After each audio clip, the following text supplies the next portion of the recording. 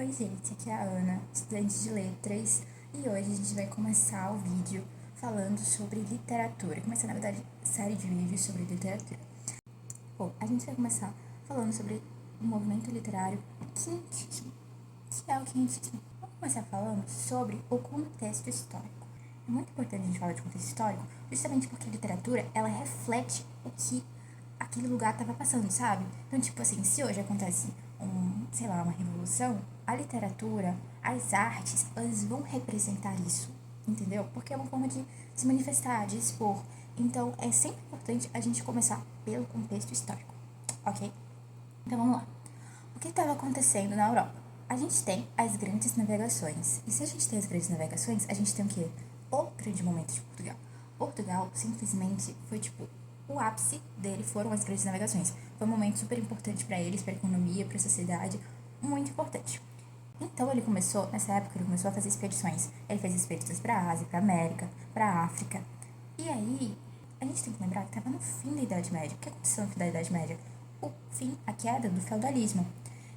E vocês lembram da pirâmide do feudalismo? É muito importante prestar atenção nas aulas de história para entender literatura perfeitamente. Então, o que estava acontecendo? Durante o feudalismo, a gente tinha nobreza e também tinha o clero. O clero era, tipo, super importante na época. Só que aí vem um cara que faz as teses, sabe? Martinho Lutero, pois é, estudem ele. O cara, ele vai lá e faz a reforma protestante.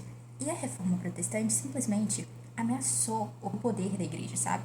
Porque a igreja, ela detinha muitas terras, muitas posses, muita riqueza. E aí veio esse carinha, fez as teses dele, colocou a pulga atrás da orelha do pessoal. E aí, simplesmente uma grande ameaça ao poder da igreja católica. Ou seja, a igreja, ela precisava conquistar novos fiéis. Porque ela precisava de mais gente, sabe? Ela precisava de dinheiro, de fiéis, enfim. E além disso, a coroa portuguesa também estava buscando o quê? Territórios. Então o que aconteceu? Uma aliança entre os dois. Então eles uniram o útil ao agradável. Agora a gente vai falar sobre as características. Quais eram as principais características do quinhentismo? Então, é importante a gente lembrar que ele abrange textos não literários, ou seja, o quinhentismo ele não é uma escola literária. Naquela época, eles não estavam preocupados em fazer alguma coisa bonitinha, sabe? Tipo, eles não pensavam assim, ai, que folha linda, eu vou escrever sobre essa flor, sobre essa folha, como ela é bonita, o tamanho dela, vou colocar numa métrica perfeita e tal. Não, nada disso.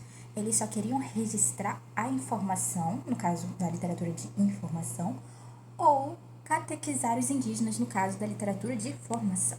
Então, eles tinham objetivos diferentes do que os textos literários em si, sabe? Então, tipo, eles não fizeram pela beleza, tanto que não são textos feitos para serem esteticamente bonitos. Então, por isso, não é uma escola literária. Pelo amor de Deus, não é. Por isso mesmo, a sua contribuição ela é muito mais histórica do que literária. Mas a gente tem que prestar atenção numa coisa. O quinhentismo, ele trouxe pra gente, assim, muito material que foi usado posteriormente. Então, por exemplo, a gente tem a carta do Pero Vaz de Caminha, vão ser feitas obras depois, seja referenciando essa carta. E não tô falando só de literatura, sabe? Só de texto, mas também de artes visuais, mostrando como que foi o encontro dos portugueses, como teria sido, né? Porque como foi a gente não tem como saber. Mas a gente tem muita produção posterior, como a gente vai ver daqui a pouco. Outro ponto importante. No quinhentismo foram feitos relatos dos viajantes e dos missionários. Então, mais uma vez, não tinha essa preocupação estética. Era mais uma forma de registro, sabe? E aí a gente tem duas divisões. A literatura de formação e a literatura de informação, que a gente vai ver daqui a pouquinho também. Mas, basicamente, pensem no nome. É bem simples. Informação, informar. Informar a coroa portuguesa sobre algo. Informar a sociedade portuguesa sobre algo. E literatura de formação, formar alguém. Quem? Os indígenas. Simples assim. E outro ponto, assim, pra gente fechar as características, o quinhentismo ele expõe a visão do colonizador sobre o colonizado, nunca ao contrário. A gente pode pensar assim, mas os indígenas são de fora dessa. Bom, é que a gente não tem registros. A gente tem muito mais registros da visão europeia, sabe? Agora a gente tem muitas produções, como eu falei, o quinhentismo ele serve muito de material temático. Então a gente tem muitas produções posteriores, falando sobre como teria sido, meio que uma questão mais imaginativa mesmo. Então a gente não tem o contrário. Então tudo que a gente tem no quinhentismo é sempre previsão europeia do colonizador sobre o colonizado, sobre as terras brasileiras, sobre a América em geral, suas características, fauna, flora e etc. Bom, agora a gente vai falar sobre a literatura de informação, mais especificamente. Então, aqui, como eu falei, ela abrange textos, relatos, crônicas de viagem produzidas por aqueles que estavam vindo explorar, certo? Então, a gente tem o início desse processo de colonização narrado mesmo, contado, registrado.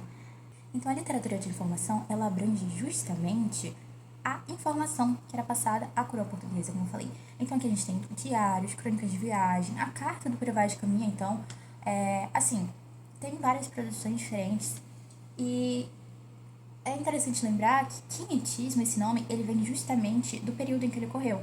Então, quinhentismo vem de quê? 1500, certo? De 1500 a 1601. Passando adiante, a gente tem essa imagem do Oscar Pereira Silva e é uma pintura. Como eu falei, o quinhentismo ele serviu muito de material temático posterior. Essa obra ela foi feita em 1922, ou seja, modernismo. Então, assim, a gente vai ver muitas obras depois que vão ser resultados desses registros, dessas até imaginativos mesmo, do que ocorreu durante o quinhentismo. Beleza? Passando, a gente tem Pero Vaz de Caminha. Por favor, decorem, amem, guardem o nome deste cara. Simplesmente lindo, eu sei. E a carta, ela é simplesmente o marco inicial do quinhentismo. O Pero Vaz de Caminha, ele meio que era um funcionário, sabe? Ele estava realmente incumbido de registrar o que eles achassem, registrar suas descobertas. Então, assim, é realmente muito interessante vocês lerem a carta. Eu tô pensando em fazer uma aula só falando da carta, porque realmente tem muita coisa pra ser analisada ali. E é muito interessante, muito interessante. E eu trouxe aqui um trechinho pra vocês, pra gente ler junto. Então, pra falar sobre isso. Se vocês pegarem esses dois parágrafos, vocês vão ter o quinhentismo em si resumido. Pra mim, é exatamente isso, sabe? Aqui a gente tem a Terra em si é de muito bons ares. Tá falando sobre o clima. Águas são muitas, infinitas, em tal maneira graciosa que, querendo aproveitar, dar-se-á nela tudo. Ou seja, ele estava fazendo a propaganda de que aqui seria uma ótima terra para cultivo. E assim, ele estava realmente responsável por registrar, mas ele também queria convencer, sabe, o chefe dele? Sabe quando tu quer convencer alguém a fazer uma coisa que você quer? E pra isso você tenta agradar a pessoa, é exatamente a mesma coisa. Pero Vaz de Caminha usou essa técnica. Tanto que no final da carta ele até pede um favor lá pro rei do Manuel. E assim, ele faz de tudo para agradar o querido. Ele fala dos minérios. Aqui ele fala assim: não sei se tem minérios, mas bem antes ele fala sobre a possibilidade de ter. Assim, no lugar que ele tava nem tinha. Mas ele fala assim, tipo, tenho que convencer o querido, porque eu quero que ele faça um favor para mim. E aí depois ele fala assim: contudo, o melhor fruto que delas pode tirar parece-me que será salvar esta gente. Ou seja, é o que a gente vai ver agora, que é a literatura de formação. Claro que a carta está na literatura de informação, mas eu achei muito interessante que ele traz realmente esse ponto, né, do catolicismo e tal, né? Fala assim, a gente pode explorar, a gente pode ganhar muita grana e tal, mas eu acho que o melhor que a gente faz por todo mundo aqui é salvar os indígenas. Porque assim, vocês vão ver que eles simplesmente não têm respeito nenhum por nenhuma crença que não seja a crença cristã. Em todos os textos, vocês vão perceber isso. Sempre que eles citam, sempre, sempre, sempre. E agora a gente vai falar desse carinha que eu achei uma curiosidade assim, muito interessante, porque ele passou o maior perrengue da história. Não, assim, da história não, né? Eu acho que ele passou um grande perrengue no Brasil. O Hans Staden, ele é um alemão. Era, né, porque morreu. Ele era um alemão e ele simplesmente foi capturado por indígenas antropofágicos. Ou seja, ele não só presenciou um ritual antropofágico, quanto ele mesmo foi capturado para ser comido, no sentido literal da palavra. E assim, ele se salvou, tanto que ele deixou esse livro, né? Ele escreveu um livro falando sobre as duas experiências que ele teve no Brasil. E assim, é muito interessante de ler. A gente tem que lembrar que tem muito mais a visão dele, né? Um homem branco europeu que estava em uma terra desconhecida. E assim, tem uns deboches, tem deboche, mas é muito interessante você ver assim, o olhar dele descrevendo os costumes, sabe? Porque ele passou muito tempo com os indígenas, convivendo e tal. Ele perguntava coisas, descrevia os lugares, as comidas, as vestimentas, muita coisa. Super interessante esse livro. Agora a gente vai falar sobre literatura de formação. E também é super simples. Tem vários nomes. Literatura jesuítica, literatura de catequese, literatura de formação. E ela, basicamente, ela é uma literatura feita pelos jesuítas. Quem eram os jesuítas? Membros da Companhia de Jesus. Mais uma vez, voltem às aulas de história, pelo amor de Deus, para entender esse conteúdo.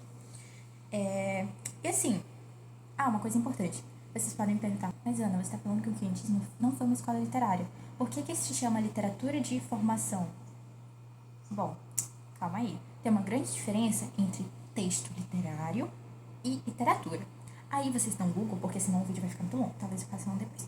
Mas tem uma diferença, ok? Então, assim, a literatura de formação, ela é basicamente uma literatura feita pelos jesuítas. Aqui a gente tem peças teatrais. A gente tem, por exemplo, o Alto da Festa de São Lourenço, do padre José de Anchieta.